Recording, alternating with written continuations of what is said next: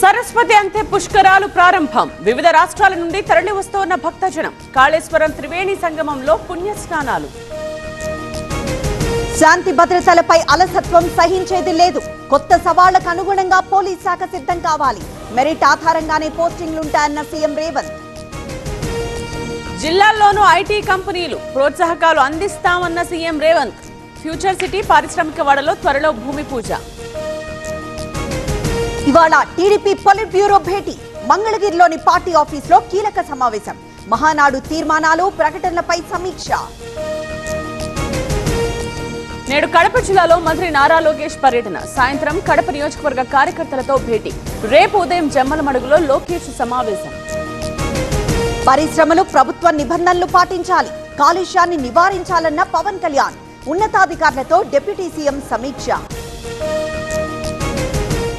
రెండో విడత ఇందిరమ్మ ఇళ్లకు ముహూర్తం. జూన్ 2న సీఎం చేతుల మీదుగా ప్రారంభం. సొంతింటి కల నెరవేరుస్తామన్న పొంగులేటి.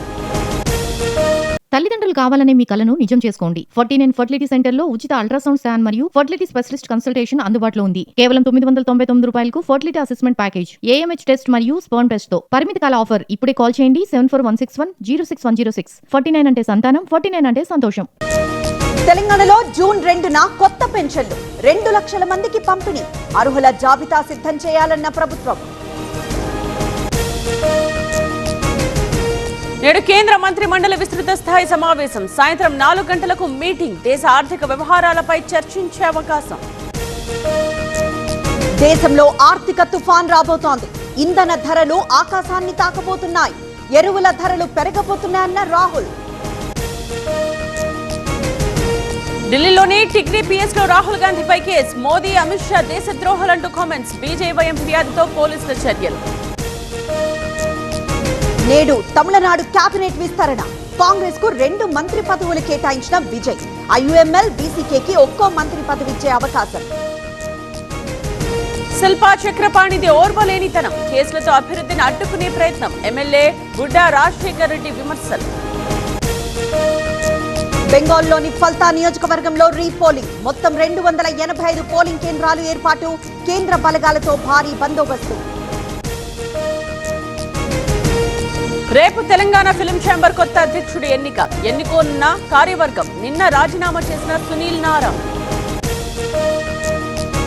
ఏపీకి తెలంగాణ ఎన్ఆర్ఐ సలహా కమిటీ. మంత్రి కొండపల్లితో సమావేశం. వలస కార్మికుల సంక్షేమంపై అధ్యయనం. పాస్టర్ అభినయ్ దర్శన్ మంచి నటుడు. అన్ని వేషాలు ఒకేసారి వేద్దామనుకున్నాడు. ఎస్పీకి దొరికిపోయాడన్న రఘురామకృష్ణరాజు. ఐపీఎల్ ఫేక్ టికెట్స్ పై టీవీ9 కథనాలకు స్పందన. ప్రజలకు సైబర్ సెక్యూరిటీ బ్యూరో హెచ్చరిక.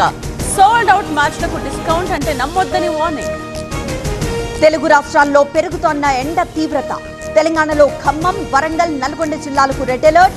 ఏపీలో 15 జిల్లాలకు రెడ్ అలర్ట్. మోదీ ఇటలీ పర్యటన విజయవంతం. ఇరు దేశాల మధ్య అనేక రంగాలపై చర్చలు. మెలోని ఇటలీ ప్రజల స్నేహానికి మోదీ కృతజ్ఞతలు. సివిల్స్ ప్రిలిమినరీ పరీక్ష ముగిసిన వెంటనే యూపీఎస్సీ కీలక నిర్ణయం. పారదర్శకత, జవాబుదారీతనం పెంచడమే లక్ష్యం. ఎబోలాపై కేంద్ర ఆరోగ్య శాఖ సమీక్ష. భారత్ లో వైరస్ భయం లేదని ప్రకటన. క్వారంటైన్ ప్రోటోకాల్స్ అమలుకు ఆదేశం. ముంబైపై కోల్కతా విజయం. 4 వికెట్ల తేడాతో గెలుపు. నైట్ రైడర్స్ ప్లే ఆఫ్ ఆశలు సజీవం.